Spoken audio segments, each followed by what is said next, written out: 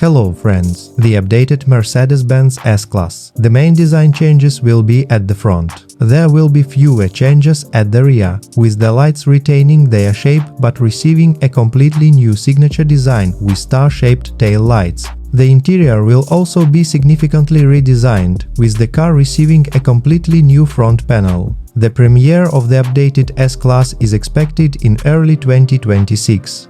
Thanks for watching, subscribe to the channel and see you in the next videos.